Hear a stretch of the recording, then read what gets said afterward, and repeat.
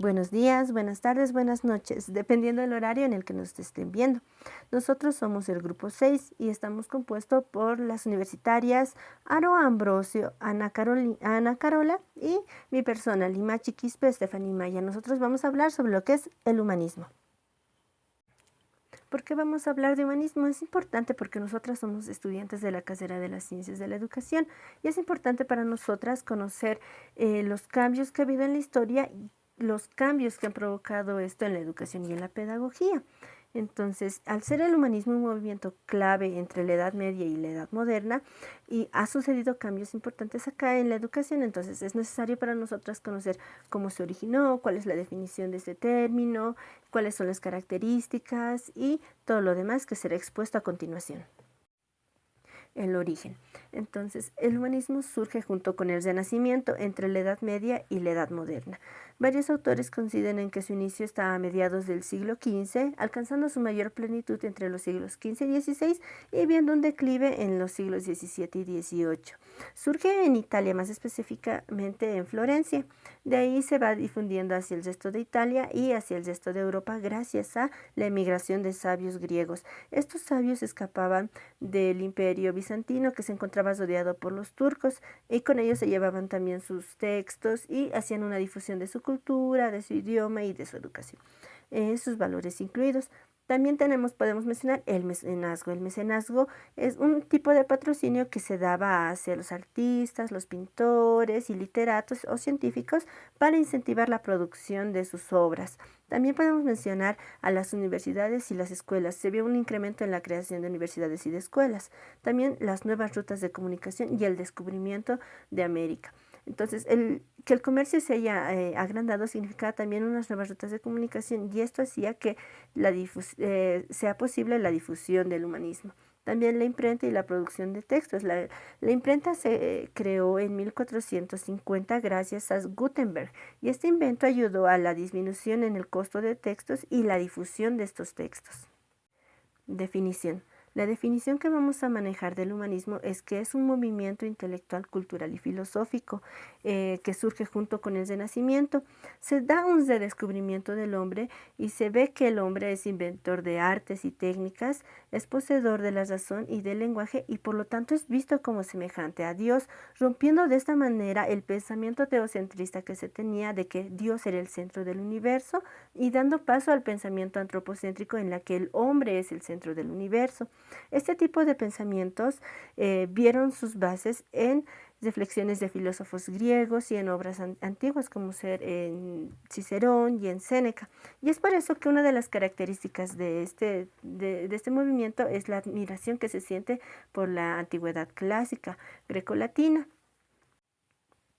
En cuanto a las características sociopolíticas de esta época, podemos mencionar que la nobleza iba perdiendo poder adquisitivo y poder militar.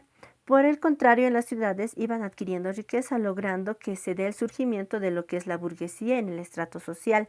También podemos mencionar que el descubrimiento geográfico y la expansión colonial fueron fundamentales para que se logren las monarquías centralizadas y la iglesia vaya perdiendo poder, haciendo que surja un pensamiento idealista y político. El pensamiento idealista estaba representado por Tomás Moro y el realismo político por el italiano Nicolás Maquiavelo en el ámbito político. En cuanto al arte, en el arte podemos decir que se vio dos etapas principales. El Quattrocento, que estaba en el siglo XV, en el que se investigó sobre las construcciones de monumentos romanos y griegos y se introdujo la perspectiva y la pintura al óleo. Y el Quinquecento, que surge en el siglo XVI, en el que se logró la madurez de la época renacentista y surgieron grandes artistas como ser Miguel Ángel, Da Vinci, Miguel de Cervantes, Rafael y otros. Entonces, el arte se caracterizó por buscar la perfección, la simetría y la proporción en las líneas, tanto en la pintura como en la escultura, para la representación del cuerpo humano, como lo podemos ver acá, con el David de Miguel Ángel. También abordó la mitología y la historia y el cuerpo humano y la naturaleza. En cuanto a la pintura, se vio una nueva técnica que era la pintura en óleo, que ayudaba al momento de enfocar y desenfocar el juego de luces y todo lo demás, haciendo que la pintura se vuelva más realista y de una mejor perspectiva del cuerpo humano, como podemos ver acá.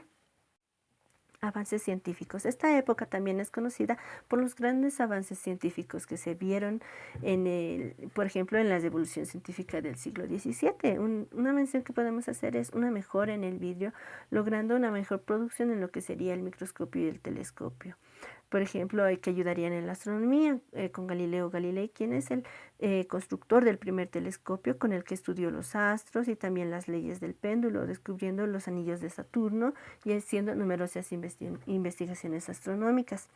En anatomía tenemos a Andrés Besalio, que publicó un compendio de anatomía súper completo para la época.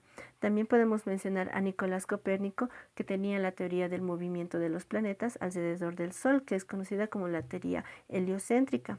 Y para nosotros de gran importancia también mencionaremos a lo que es la imprenta en 1450, que ayudó en la difusión de textos y la difusión del pensamiento humanista.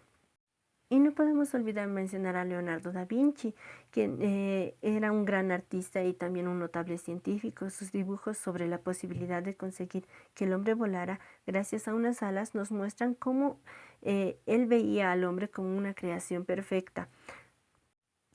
En cuanto a la pedagogía y la educación, los humanistas veían en la educación la herramienta necesaria para la formación de hombres sabios e integrales. Entonces, si bien Dios ya no era el centro del universo, no podían dejarlo de lado y los humanistas buscaban un método pedagógico que uniera la sabiduría cristiana con la cultura grecolatina y daban una enseñanza que era tanto intelectual como física corporal y moral.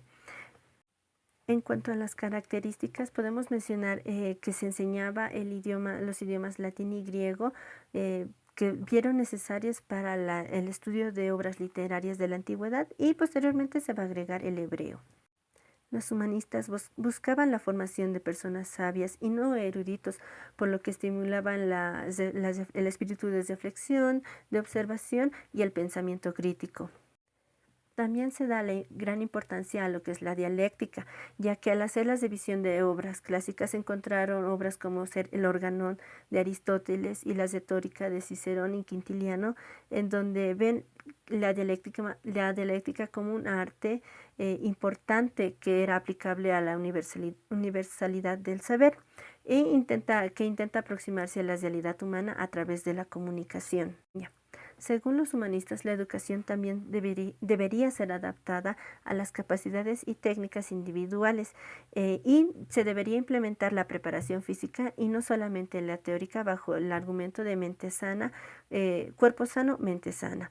Entonces, el programa de enseñanza incluía asignaturas como matemática, astronomía, mecánica y ciencias naturales y se implantaba el método dialéctico. Entonces, se veía una oposición a la enseñanza escolástica manejado años anteriores, en las que se usaba castigos físicos y se veía una severidad bajo el término de disciplina. Se incentivaba el desarrollo de la curiosidad y el interés de los niños por el conocimiento y se mantenía también la importancia de los padres en el desempeño de las funciones educativas. También surgieron nuevas escuelas. El problema fue que en su mayoría fueron privadas, ya que al perder la nobleza poder, la burguesía veía en la educación una forma de ascender también, ya que veían que un hombre sabio era un hombre educado. Etapas en el proceso formativo. Bueno, se tiene la existencia de tres escuelas, que son escuelas primarias, escuelas superiores y escuelas medias, donde la enseñanza tenía una duración de 8 a 10 años, solo para los hijos de las personas acomodadas, pero se preocupaban bastante por la instrucción del pueblo. Esto hacía que sus ideales y sus objetivos de formar hombres sabios, libres, estén limitados a un pequeño círculo de personas. Eh, Esto también era que las concepciones de los humanistas se encontraban en la aplicación práctica, única y en algunas escuelas aisladas, donde solo estudiaban los hijos de las personas acomodadas.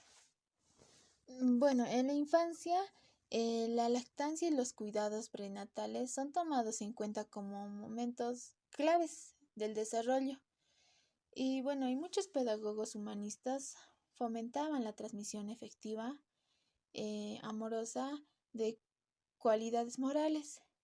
En los primeros años de vida, bueno, se contemplan a la infancia como una etapa decisiva, ya que era la etapa en la que los vicios acechaban al alma infantil. La juventud,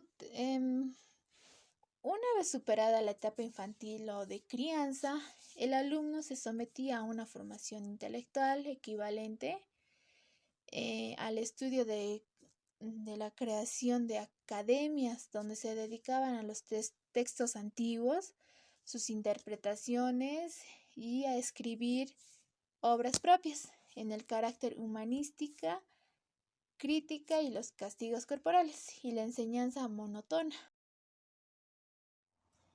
La importancia de las universidades en el humanismo.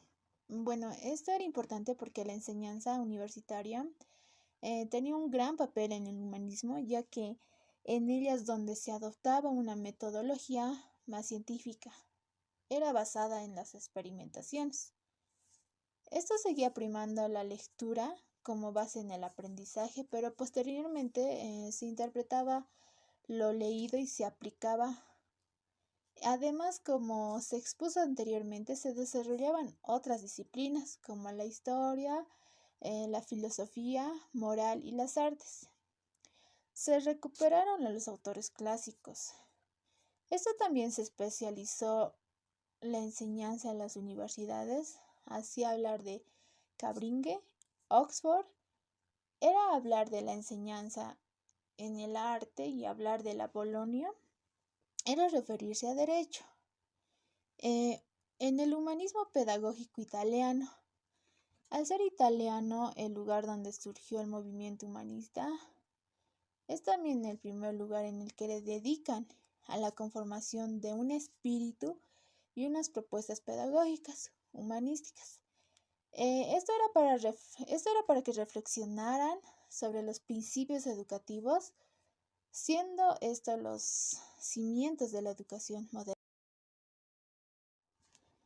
Los estudios humanitatis.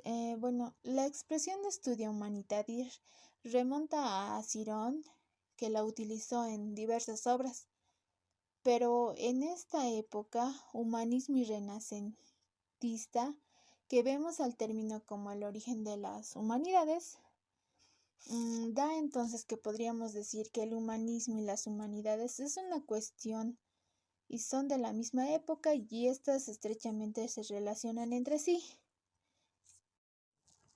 Grandes personajes que hablan del humanismo. Erasmo de Rotterdam. Bueno, él nació el 28 de octubre de 1466. Entre sus cualidades está el ser escritor, erudito y humanista. Él también fue famoso por ser el principal intérprete de las corrientes intelectuales del Renacimiento en el norte de Europa. Por otro lado, también hablamos de François Rabelais de 1483 a 1553. Rabelais nació en Francia y fue también un humanista más célebre del Renacimiento y defendió la idea de un humanismo de corte cristiano, además de reflexionar acerca de un método natural para acceder al conocimiento y luchó contra la educación formalística y libresca. En su lugar vislumbró un tipo de educación real y práctico. Tomás Morro, de 1478 a 1553, este autor también le dio una gran importancia a la educación. En su obra de Utopía de 1516, tanto como los niños como las niñas recibían la misma educación social e igual en la enseñanza primaria. Todas las personas recibían una amplia y la enseñanza que se llevaba a cabo en el idioma natal. En las escuelas se enseñaba a leer, a escribir y además aritmética, geometría, astronomía, música, ciencias naturales y los medios de enseñanza que tenían una ampliación de utilización. Michel de Montaigne. Él también era un filósofo, escritor y humanista y creyó en un nuevo género literario, conocido hoy en día como el ensayo, en el que se abrió una puerta para libre pensamiento en una licencia para lo personal y espontáneo. La razón de existir del ensayo era la convicción de que los pensamientos y sentimientos y dudas y certidumbres y contradicciones de una persona merecen ser expuestas y convertirse en un objeto de atención de otros.